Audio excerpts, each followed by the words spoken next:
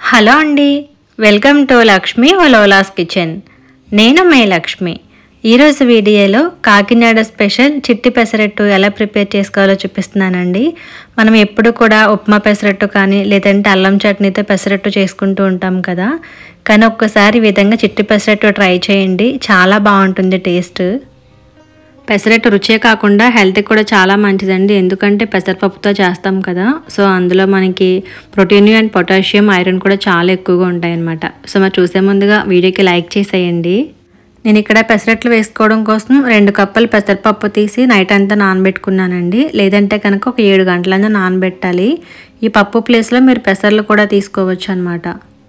పప్పు కడిగి పక్కన పెట్టుకుని కారపొడి ప్రిపేర్ చేయాలండి. దానికోసం స్టవ్ పై ప్యాన్ పెట్టుకుని 1 టీ స్పూన్ ఆయిల్లో 1 టేబుల్ స్పూన్ పచ్చిశనగపప్పు, 1 టేబుల్ స్పూన్ పొట్టు మినపప్పు వేసుకుని వీటితో పాటు ఒక 2 టేబుల్ స్పూన్ల ధనియాలు, 1 టీ స్పూన్ జీలకర్ర వేసుకోవాలి. అలాగే కొంచెం కరివేపాకు కూడా వేసుకుని ముందుగా వీటిని వేయించేసుకోవాలండి. ఇవి ఇలా వేగిన తర్వాత ఇందులో మీ కారానికి తగినట్లుగా ఎండుమిర్చి కూడా కట్ చేసి వేసుకోవాలి. నేను ఇక్కడ 8 వేసుకున్నానండి. అలాగే కొద్దిగా చింతపండు కూడా వేసుకుని ఎండుమిర్చి కూడా బాగా వేగాలి అని చింతపండు కూడా. సో ఈ కారపొడి వేసి చేసుకుంటే చిట్టి పెసరట్టు చాలా బాగుంటుంది టేస్ట్. ఇది పెసరట్టుకే కాకుండా ఇడ్లీ, దోశకు కూడా వాడుకోవచ్చు. సో ఇవన్నీ బాగా వేగిన తర్వాత స్టవ్ ఆఫ్ చేసేసుకుని 1 టీ స్పూన్ ఉప్పు, 3 వెల్లుల్లి రబ్బలు వేసి పక్కన పెట్టుకోవాలి. ఈలోగా మనం శుభ్రంగా కడిగి ఉంచుకున్న పప్పులో నేను అక్కడక్కడ కొంచెం పొట్టు కూడా ఉంచుకున్నానండి మంచిదని. సో అది వాటర్ రాకుండా కొద్దిగా పప్పు తీసుకుని మిక్సీ జార్లోకి వేసుకుంటున్నాను. మీరు కావాలంటే గ్రైండర్లో కూడా వేయచ్చు. ఇందులో 3 వెల్లుల్లిపాయలు, ఒక 4 పచ్చిమిర్చి, 3 ఇంచు అల్లం వేసుకుని అలాగే రుచికి సరిపడా ఉప్పు వేసి గ్రైండ్ చేసుకోవాలి. మిగతా పప్పులో కూడా ఒక 1/2 కప్పు పప్పు తీసి పక్కన పెట్టేసుకుని మిగతా దాంట్లో ఇలానే అన్నీ కూడా వేసి గ్రైండ్ చేసుకుని ఒక బౌల్లోకి తీసుకోవాలి. తర్వాత ఇందులో 1 టీ స్పూన్ జీలకర్ర వేసుకుని మొత్తం అంతా కూడా బాగా కలుపుకోవాలండి. ఈ పెసరట్టు పిండి ఏంటంటే కొంచెం ఫ్లఫీగా ఉంటేనే బాగుంటుంది, మరీ పలుచగా కాకుండా ఇక్కడ చూపిస్తున్న విధంగా ఉండాలన్నమాట.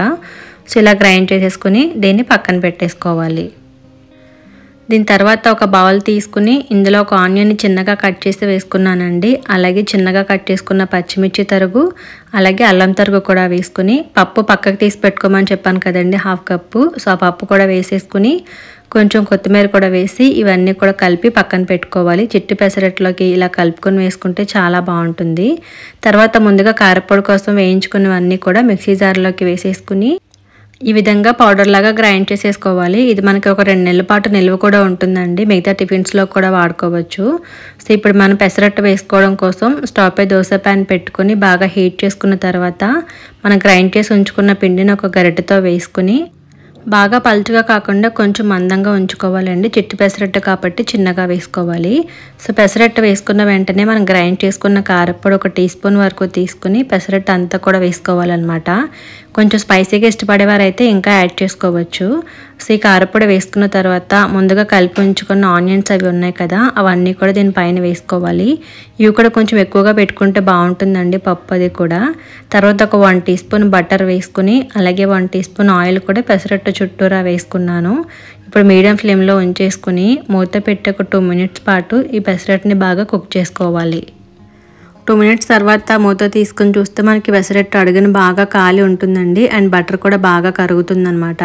ఇప్పుడు దీన్ని వేరే వైపు ఫ్లిప్ చేసేసుకొని అటువైపు కూడా ఒక మీడియం ఫ్లేమ్లో ఉంచి మూత పెట్టేసుకుని ఒక 2 మినిట్స్ పాటు ఉంచుకుంటే మొత్తం అంతా కూడా బాగా ఉడికి కొంచెం క్రిస్పీగా కాలుతుందండి. సో ఇక్కడ చూపిస్తున్నాను చూడండి, అటువైపు కూడా బాగా కాలుంటుందన్నమాట. నేను ఇక్కడ బటర్ వేసాను కదా, మీరు కావాలంటే గీతో కూడా కాల్చుకోవచ్చు. సో 2 వైపులు బాగా కాలిన తర్వాత పెసరట్టు తీసేసుకుని వేడివేడిగా సర్వ్ చేసుకుంటే చాలా బాగుంటుంది. పెసరట్టులోకి కాంబినేషన్గా కొబ్బరి చట్నీ కానీ అల్లం చట్నీ కానీ ఉంటే ఇంకా అదిరిపోతుంది అనమాట. సో మరి మిగతా పిండిని కూడా ఇలానే పెసరట్టు వేసుకుని కారపొడి జల్లి వేసుకుంటే చిట్టి పెసరట్లు రెడీ అయిపోతాయి. సో మీరు ఎంతమందికి పెసరట్టు టిఫిన్ అనేది ఇష్టం అనేది కామెంట్ చేయండి. సో మరి చూసారు కదా కాకినాడ వారి చిట్టి పెసరట్టు ఎలా చేసుకోవాలో. ఒకవేళ అల్లం చట్నీ రెసిపీ కావాలంటే ఇంతవరకు చేశానండి. సో ఐకార్ట్లో ఇస్తాను, ఒకసారి చెక్ చేయండి. అలాగే మీరు కూడా ఒకసారి చిట్టి పెసరట్టు ట్రై చేసి మీకు ఎలాగొచ్చింది అనేది నాకు కామెంట్లో చెప్పండి. మరి వీడియో కనుక మీకు నచ్చితే లైక్ చేసి మీ ఫ్రెండ్స్కి కూడా షేర్ చేయండి. ఫస్ట్ టైం చూస్తున్నవారు తప్పకుండా సబ్స్క్రైబ్ చేసి నాకు సపోర్ట్ చేయండి. Thank you for watching.